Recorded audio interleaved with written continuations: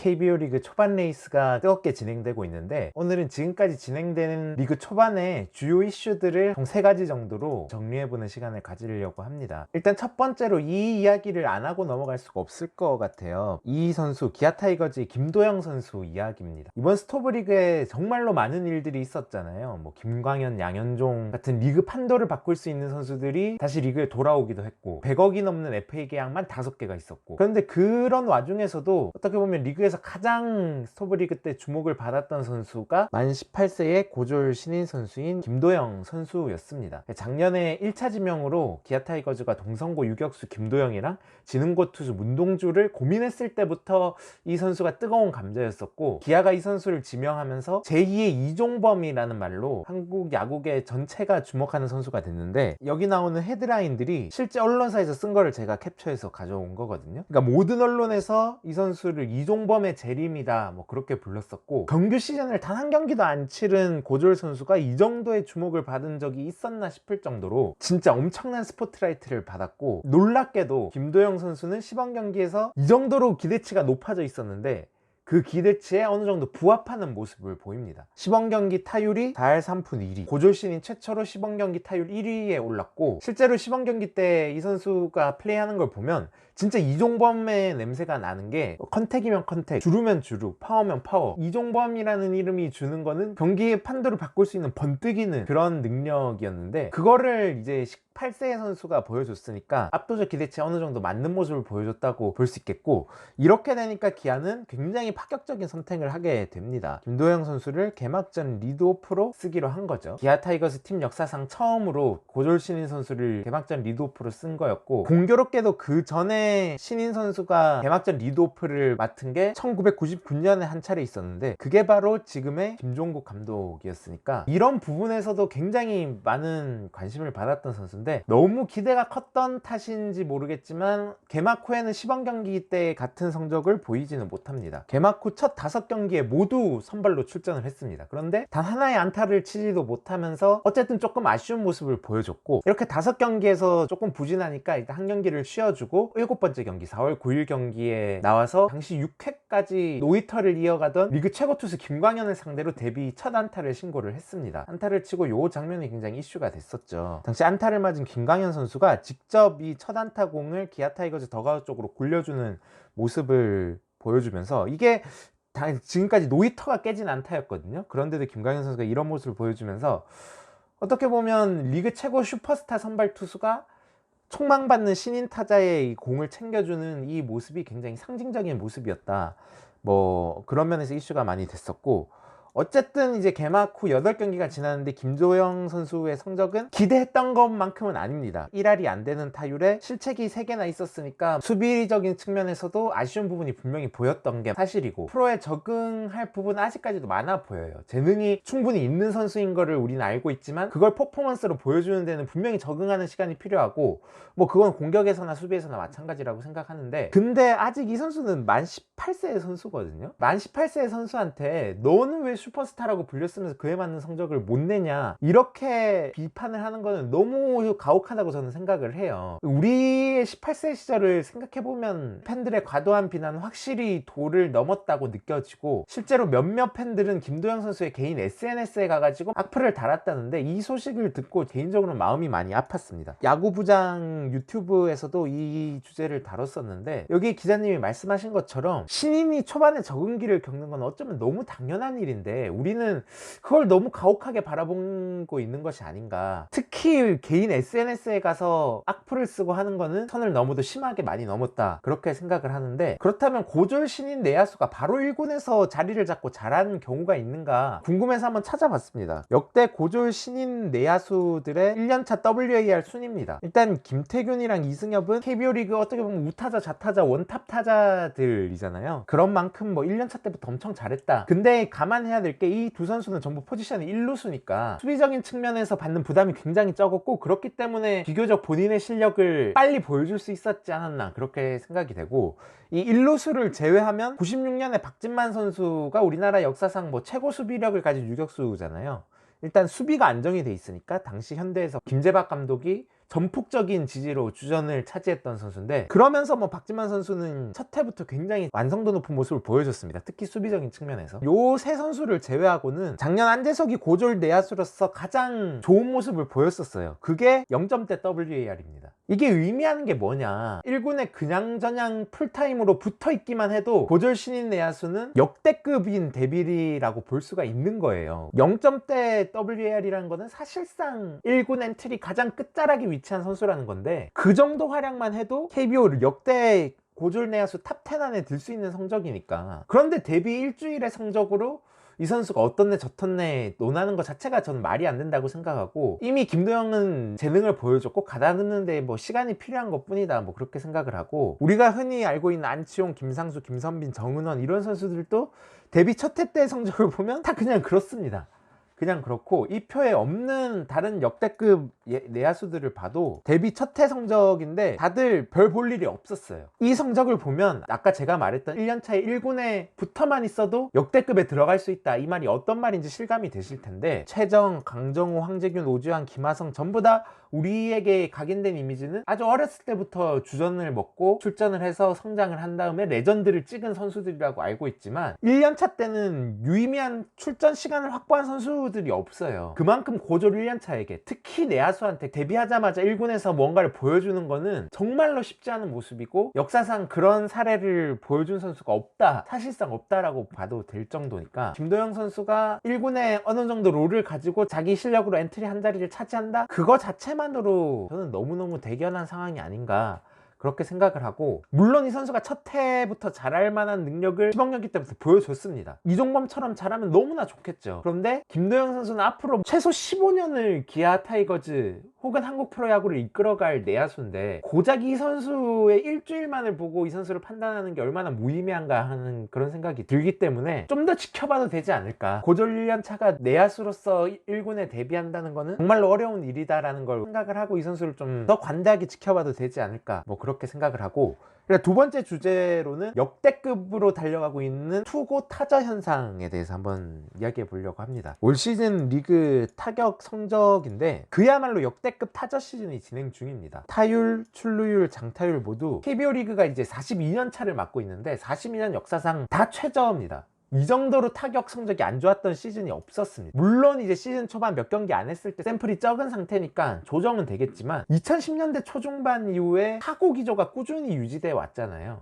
그걸 생각하면 한 시즌 만에 너무 충격적인 변화를 맞았다, 그렇게 볼 수가 있는데, 왜 이런 변화가 있는지 일단 알아보려면 먼저 지난 시즌의 기록들을 한번 되짚어 볼 필요가 있어요. KBO 리그 역대 9이닝당 볼넷 순인데, 지난해 9이닝당 볼넷은 팀당 4.19개로 프로야구 역사상 최대였습니다. 팀당 4.19개의 볼넷을 준다는 건 한 경기에 볼넷만 8개 넘게 나온다는 이야기니까 체감상으로도 문제점을 느낄만 했어요. 특히 요새 야구 인기에 대해서 말이 많잖아요. 장기적으로 야구 인기가 너무 줄어들고 있는 게 아닌가, 요새 즐길 거리가 너무 많다. 그 중에 하나인 유튜브 같은 거는 10분짜리 영상도 1.2배속, 1.5배속으로 넘겨가면서 보는 시대에, 야구라는 스포츠는 3시간에서 4시간을 진득히 봐야 되는 스포츠인데 그거 자체가 이제 콘텐츠를 소비하는 최근의 트렌드가 너무 맞지 않다. 그렇기 때문에 구조적으로 야구 인기가 줄어들고 있는 게 아니냐, 그런 말이 나오면서 어떻게든 야구 경기 시간을 줄이는 게 현재 미국을 포함해서 한국에서도 야구의 큰 트렌드 중에 하나입니다. 그런데 이 볼넷은 경기 시간이 늘어지게 만드는 가장 큰 요인 중에 하나잖아요. 게다가 똑같이 경기 시간이 늘어지더라도 화끈하게 쳐가지고 경기 시간이 늘어지면 볼맛이라도 있는데, 볼넷은 나오면 나올수록 경기가 늘어지는 느낌이 나니까 좀 박진감을 떨어뜨리는 요인이 아닌가, 여기에 대한 문제의식이 분명히 있었고, 그리고 작년에 볼넷 역대 1위를 찍은 게 단순히 한 시즌 팍 튄 수치가 아니라 5년째 볼넷 개수가 꾸준히 늘어나고 있는 모습을 보였으니까, 뭐 투수 수준이 떨어지는 거 아니냐, 뭐 이런 말들이 점점 나오고, 거기에 더해서 최근 5년 동안 야구 인기도 어느 정도 지지부진한 모습을 보였고, 국제대회에서도 리그에서 잘 치는 타자들이 그만한 모습을 못 보여주니까 이거는 뭔가 문제가 있는 거 아닌가, 특단의 대책으로 스트라이크 존에 문제가 있었던 것 같다, 그래서 스트라이크 존을 좀 조정을 해보자,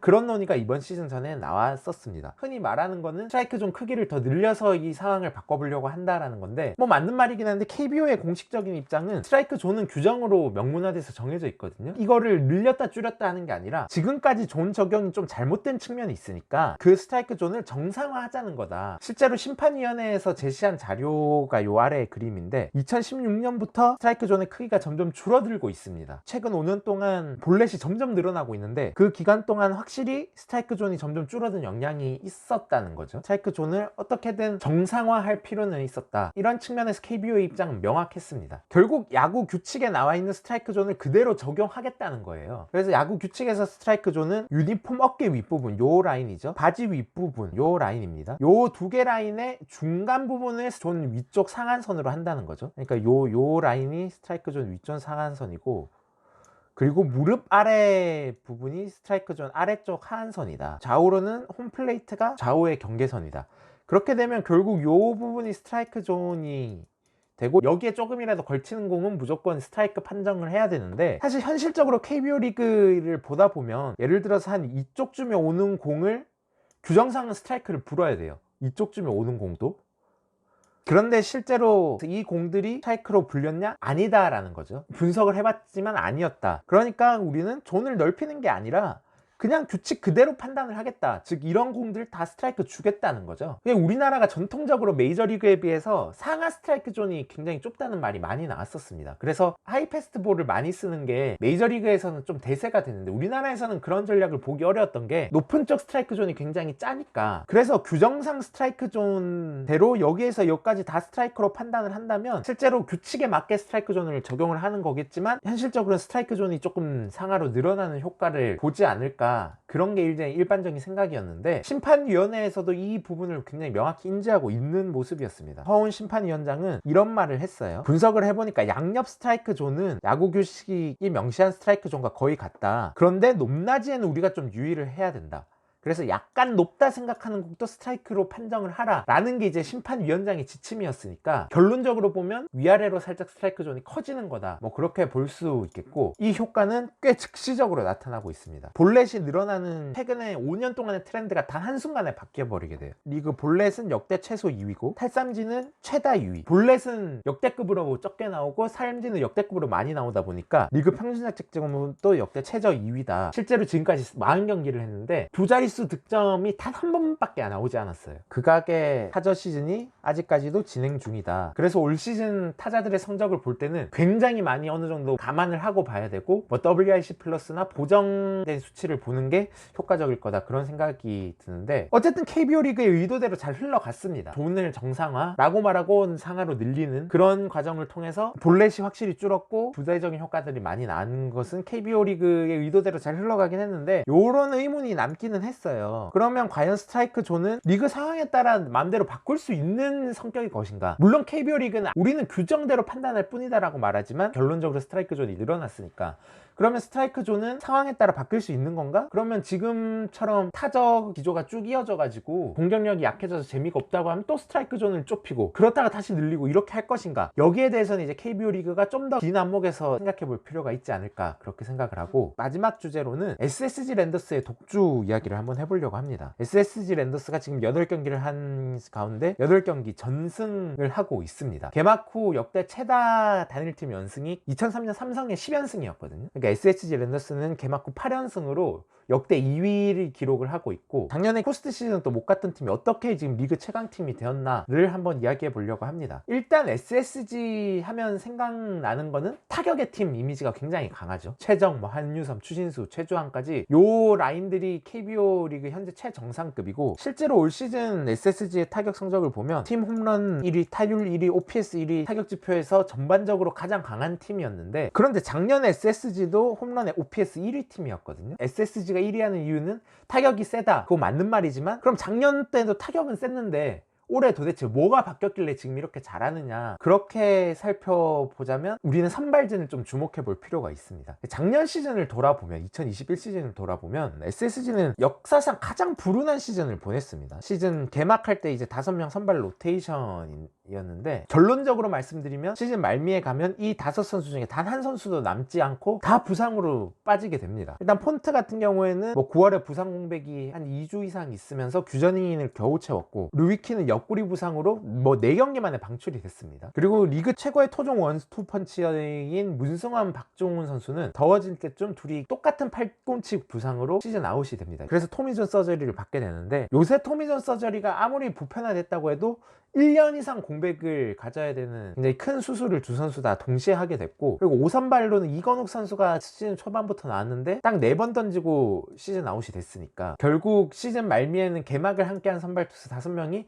단 한 명도 남지 않는 거의 초유의 일이 발생을 했습니다. 그리고 솔직히 이렇게 되면 사실 1군에서 팀을 더 끌고 가는 것 자체가 힘든 상황이었어요. 근데 물론 아까 말했듯이 막강한 방망이의 힘으로 꾸역꾸역 버텨서 그나마 6등이라도 한 셈이었는데, 어쨌든 이제 선발진은 작년 SSG가 뭐 리그 최악의 선발진이었다, 그렇게 볼 수가 있는데, 이번 시즌을 앞두고 그야말로 천군만마가 등장을 하죠. 김광현 선수가 MLB에서 컴백을 하면서 두 가지 의미가 있는 거죠. 이제 첫 번째로는 김광현은 프랜차이즈 역사상 최고의 슈퍼스타였고, 그런 프랜차이즈 스타가 컴백한다는 것 자체가 일단 굉장히 호재고, 두 번째로는 보통 해외 리그에서 돌아오는 선수들은 좀 아쉬운 성적을 기록하고 해외 리그에서 더 커리어를 보낼 수가 없는 상황에서 돌아오는 경우가 많은데, 김광현은 당장 작년까지 메이저리그에서 풀타임 3점대 평균자책점을 찍던 선수였거든요. 김광현의 컴백은 KBO 리그에서 가장 위대한 선발 투수가 돌아왔다, 뭐 그렇게 볼 수가 있겠고, 그래서 이번 시즌을 앞두고 SSG 전략은 명확했죠. 여름이 되면 문승환과 박종훈이 돌아온다.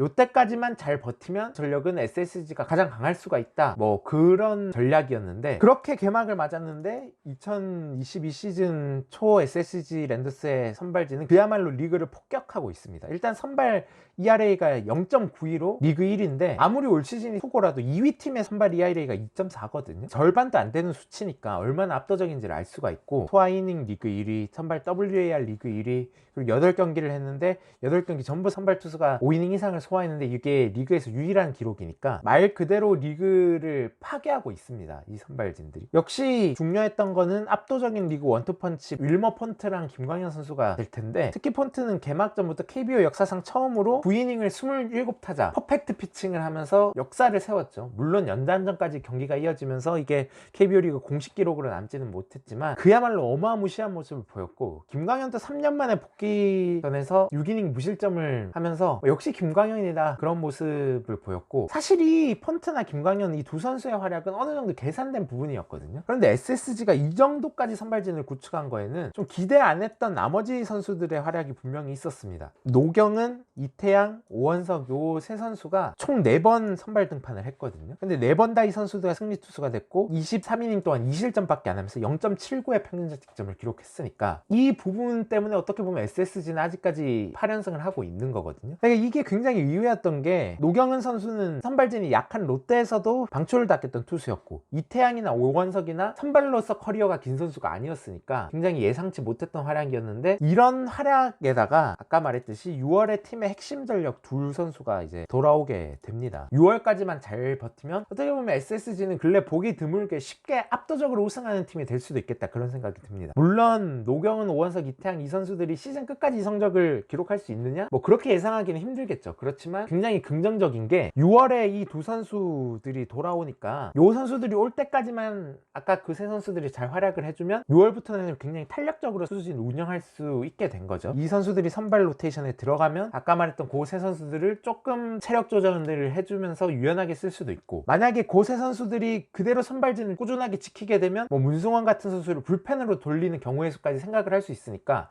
그렇다면 압도적인 선발진에 타선은 원래 좋았고 불펜까지 힘이 플러스가 되면은 뭐 그야말로 독주를 할 수 있는 팀이 되지 않을까, 그렇게 생각을 하는데, SSG의 독주가 뭐 시즌 끝까지 계속될 수 있지 않을까, 그걸 보는 게 시즌을 보는 굉장히 큰 관전 포인트 중에 하나가 되지 않을까, 뭐 그렇게 생각을 합니다.